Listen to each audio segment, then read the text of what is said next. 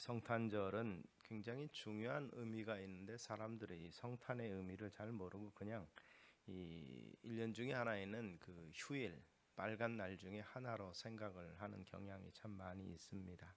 점점 갈수록 그들은 생각할 때 성탄할 때 우리의 구주가 아니라 그냥 아기 예수, 예수가 이 땅에 온 날이다 이렇게 이야기하면서 교회 안에서도 또 이 여러 가지 그 이견들이 있습니다. 그래서 성탄절은 진정한 예수님 오신 날이 아닌데 왜 옛날 태양절 같은 그러한 날을 교회가 정했다고 그래서 성탄절로 여기고 우리가 그것을 축하해야 되느냐?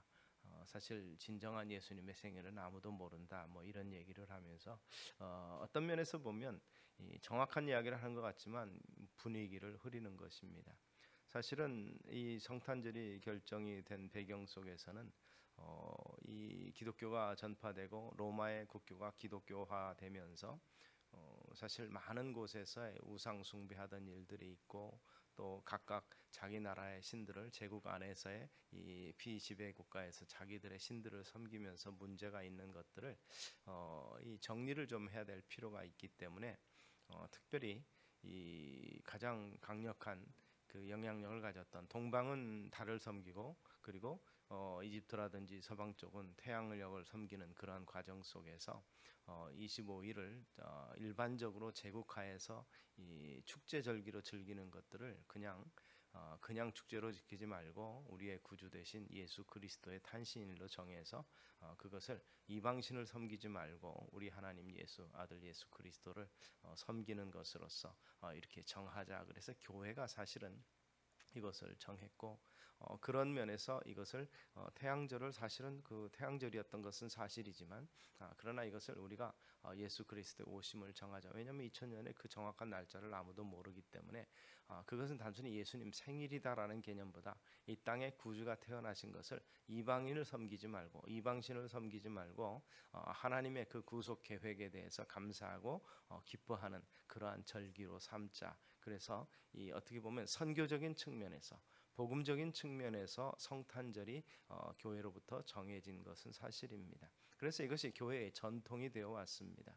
그런 면에서 부활절과 이런 부분들은 정확하게 그 절기 따라서 교회력으로 그 예수님 당시에 그 기록이 남아 있기 때문에 그런 면에서는 거의 정확하지만 그것도 그 날짜로 정하지 아니하고 춘분 지나고 나서 몇째 주 이런 식으로 정해 놓았기 때문에 사실상 매년 부활절의 날짜가 다르죠. 그런 면에서 보면 그것은 전혀 이상하지 않고 성탄절만 이방신에게 섬기던 것이다 이렇게 말하면서 중요한 의미, 정작 중요한 의미는 성탄이라는 것에 성탄은 곧 성육신이고 성육신은 하나님이 사람이 되셨다는 사실인데 그것에 대해서는 사람들이 관심을 갖지 않도록 그래서 성탄절 가짜구나 이런 생각하고 요즘에 가짜 뉴스가 하도 많으니까 교회 내에서도 이 가짜를 이야기한다 그래서 성탄절 별거 아니다 이렇게 사람들로 하여금 생각하게 한다면 이것은 엄청난 잘못이라는 것입니다.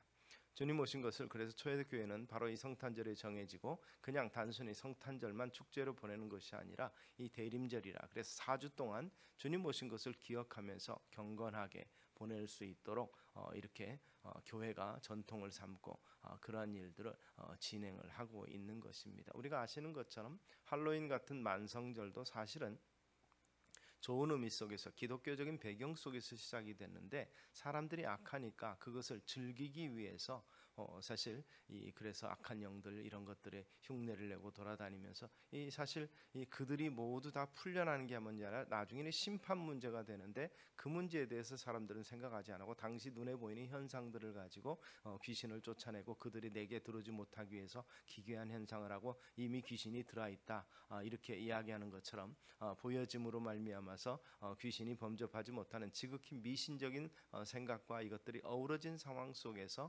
결국 어떻게 보면은 부정적인 것들이 유행처럼 번지면서 그렇게 된 겁니다. 기독교의 여러 가지 절기들이 있는데 사육제 같은 경우도 그렇죠. 카니발이라는 이 축제도 사실상에 있어서 가면무도회 이런 것들은 어떻게 보면 서구 문화의 가장 타락한 모습의 한 단면이고 성적 타락을 보여주는데, 그것은 사실은 이 부활절을 앞두고 금식을 하면서 고기를 먹지 말자, 경건하게 보내자라는 차원에서 그것이 시작이 되는 고난주간과 특별히 주님 오실 것을 주님 부활과 죽음과 이 부활을 생각하면서 좀 경건하게 보내자. 그런데 그 기간 동안 고기 먹지 말자라고 약속했으니까 마지막으로 이제 우리가 고기를 좀 먹고 즐기고 그러고 난 다음에 몇 주 동안을 우리가 이것을 경건하게 보내자는 차원에서 이 사제들의 결정이죠. 교회가 결정을 해서 사육제로서 주말을 보낼 수 있도록 했는데, 그것의 의미가 퇴색이 돼서 마음껏 먹고 즐기는 날이다라고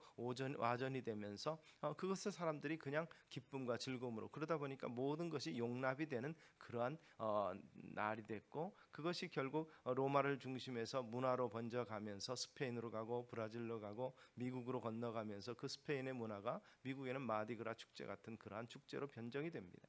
근데 그 마디그라 축제라든지 베니스의 그 이 사육제 같은 그러한 내용들은 이 뭐가 됐냐면은 모든 남녀가 자유롭게 자기들이 원하는 사람들을 만날 수 있는 날이다, 이렇게 결정이 돼 버린 것입니다. 그래서 가면 쓰고 나가서 아무나 자기 원하는 대로 마음껏 즐길 수 있는 그러한 절기다, 이렇게 변질이 돼 버린 것이죠.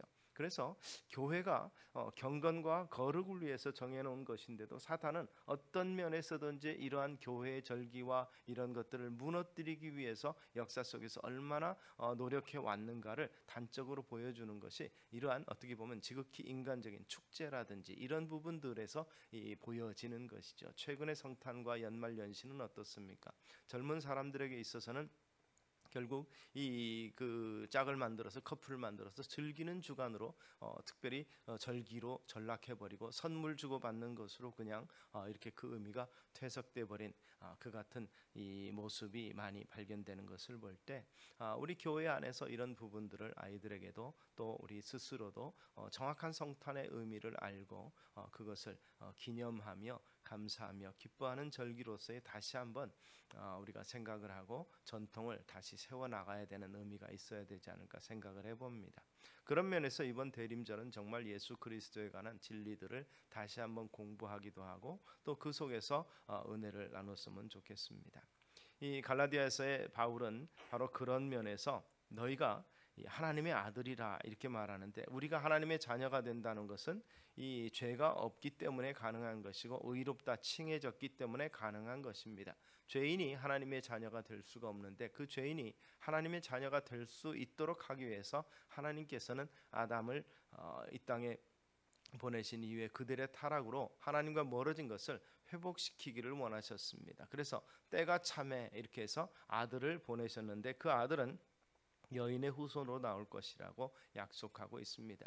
창세기에 보면 원시 복음이 있습니다. 이 여인의 후손, 여자의 후손을 통해서 뱀의 머리를 밟을 것이라는 그 예언의 성취가 때가 참에라는 이 본문 말씀처럼 바로 때가 참에 하나님이 그 아들을 보내셔서 여자에게서 나게 하시고 율법 아래 나게 하셔서 그 십자가의 죽음을 통해서 우리를 죄 없지 하고 의롭다 하심을 얻게 만드신 것이 바로 하나님의 구속의 역사고, 그로 말미암아서 우리가 하나님의 백성으로서 위치를 다시 회복한 것이죠. 아담과 하와로 말미암아서, 즉 어떤 면에서 보면 아담과 하와가 범죄하지 않았다면 성탄이 있을 수 없는 것이지요. 성육신 하실 필요가 없을 텐데 결국 그들의 범죄로 말미암아서 죄 없는 자가 결국 그 모든 죄를 속하는 그 같은 일이 필요해졌다는 것이죠.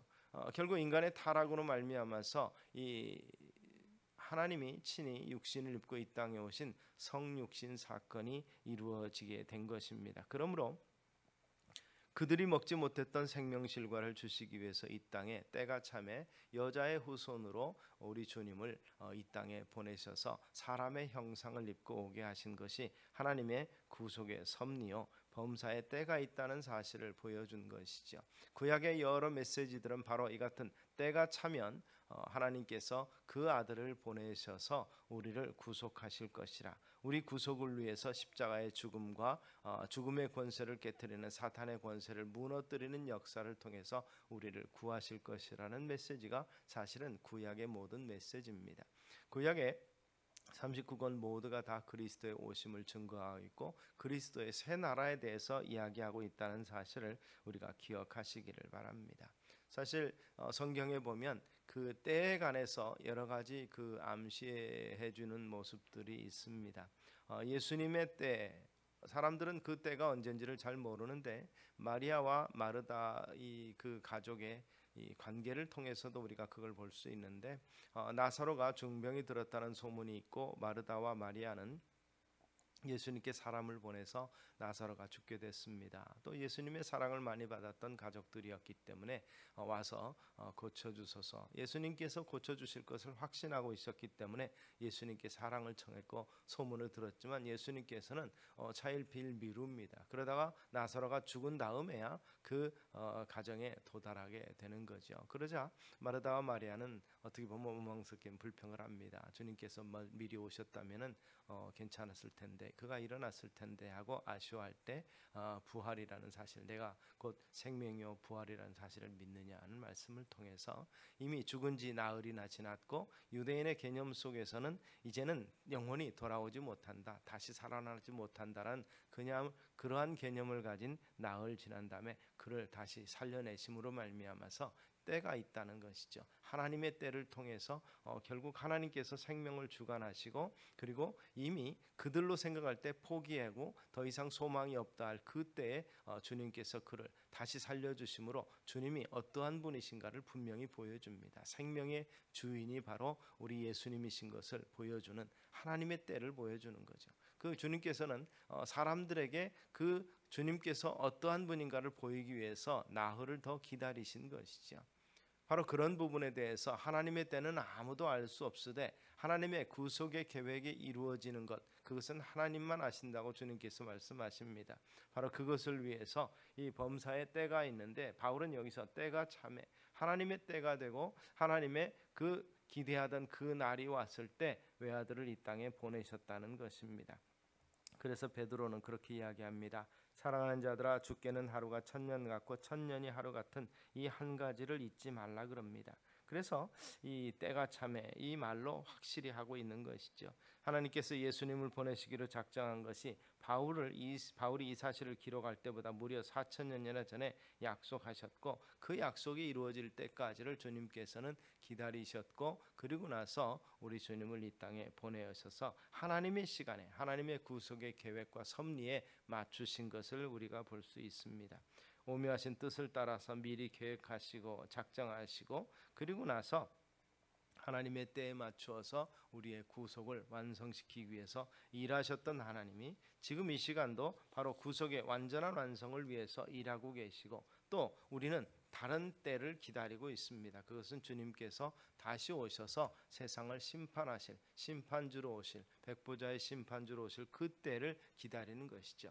1차의 구속의 때는, 하나님 나라 임할 때는 이미 성탄으로서 완성이 되었고 성육신하심으로 완성이 되었고, 다시 오실 완성, 구속의 마지막 완성은 주님께서 다시 오셔서 양과 염소를 구별하고 알곡과 가라지를 구별하시는 그러한 심판의 보좌에 앉으시는 그 날이, 다시 오실 그 날이 새로운 구속의 완성이 될 것입니다. 우리는 바로 처음 오신 주님과 다시 오실 주님과의 그 사이 긴장 관계 속에 있는 것이 우리의 삶의 모습이라는 것을 다시 한번 기억하시기를 바랍니다.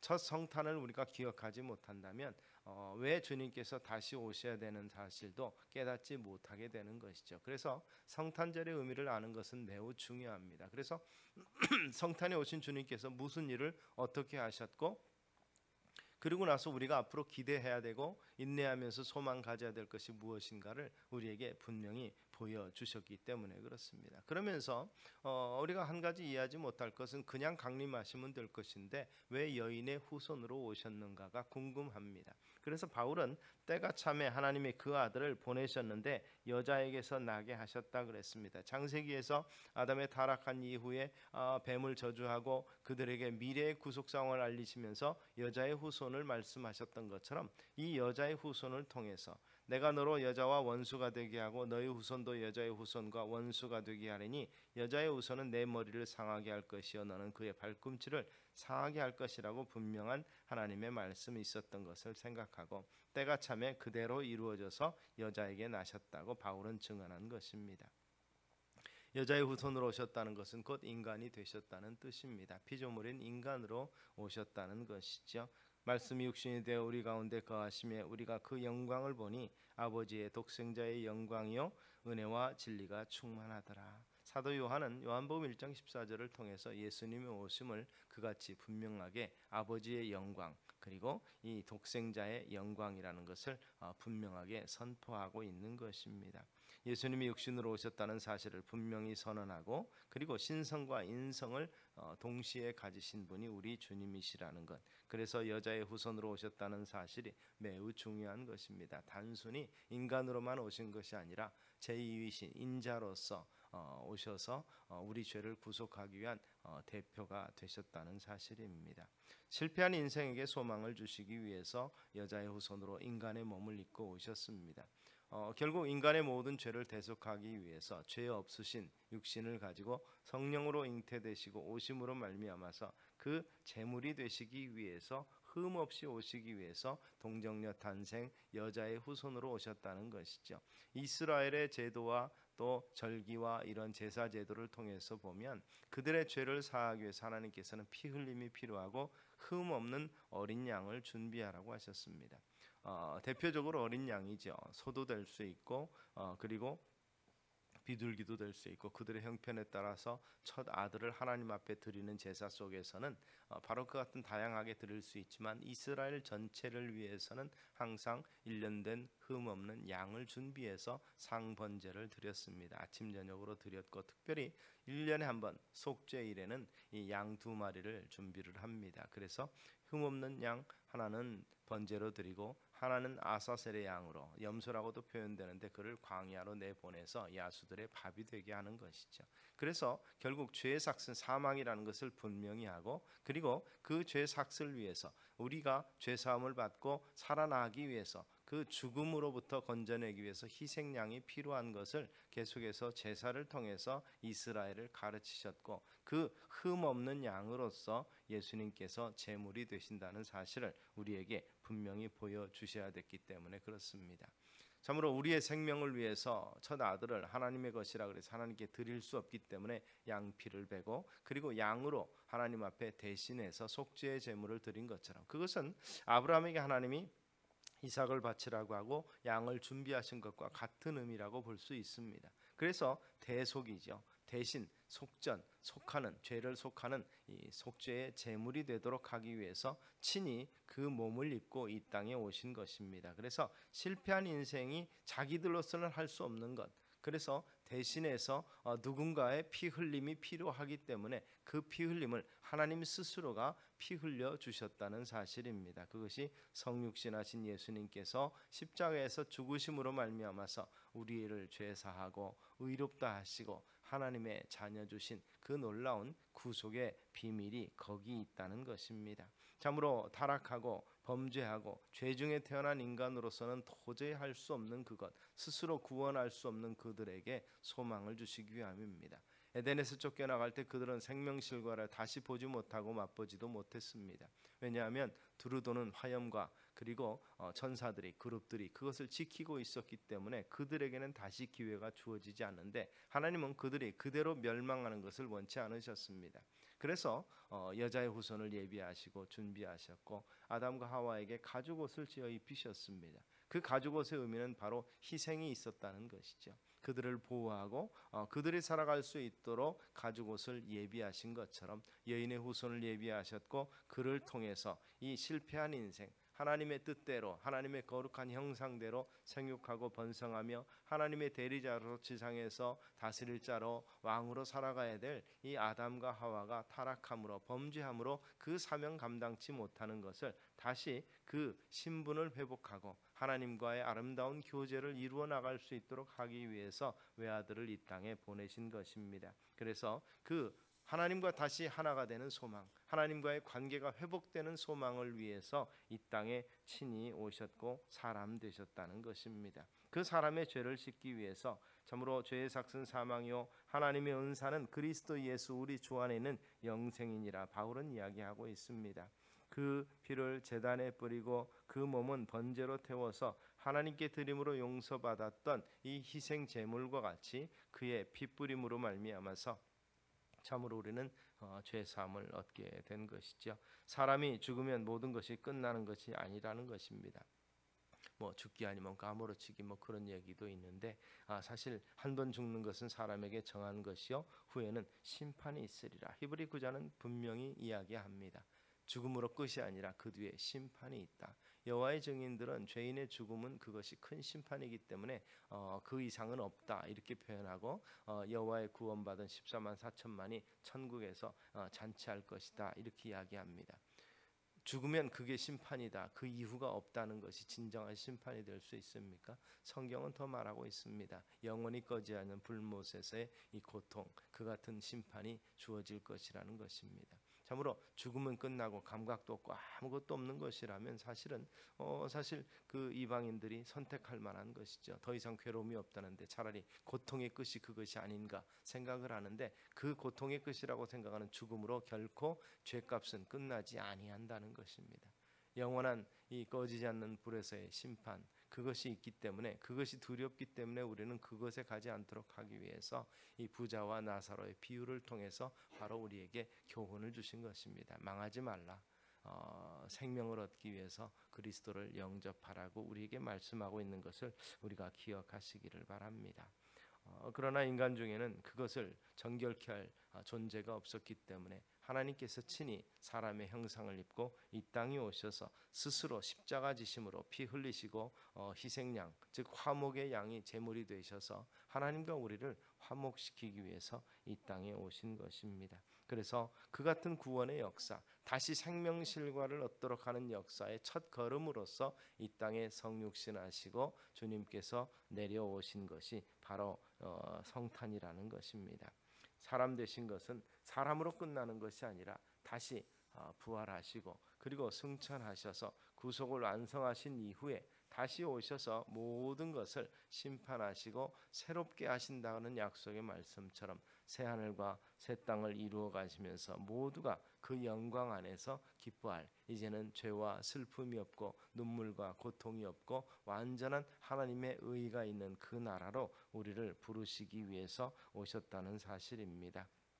히브리 기자는 이렇게 이야기합니다. 염소와 송아지의 피로 아니하고 오직 자기 피로 영원한 속죄를 이루사 단번에 성소에 들어가셨느니라. 예수님께서 사람이 되셔야만 가능한 피의 희생을 드리신 것입니다. 그래서 우리 주님은 사람의 형상을 입고 이 땅에 오셔야 됐던 것을 우리는 기억하시고 참으로 친구 되시며 위로자 되시는 그 주님만이 아니라 구속주가 되시는 주님을 다시 한번 기억하시는 이 대림절이 되시기를 주의 이름으로 축원합니다. 기도하겠습니다. 살아계신 아버지 하나님, 우리 삶의 가장 복된 날로 기억하며 이 귀한 역사를 허락해 주신 하나님 앞에 감사와 존귀 드리는 이 대림절이 되고 성탄이 될 수 있도록 은혜를 더하여 주시기를 원합니다. 때가 참에 어김없이 약속하신 대로 우리에게 오셨던 예수 그리스도를 마음의 구세주와 참으로 우리의 주인 삼고 후회 없는 믿음의 삶을 그리고 승리하는 삶으로 우리에게 은혜를 더하옵소서. 예수님 이름으로 기도드리옵나이다.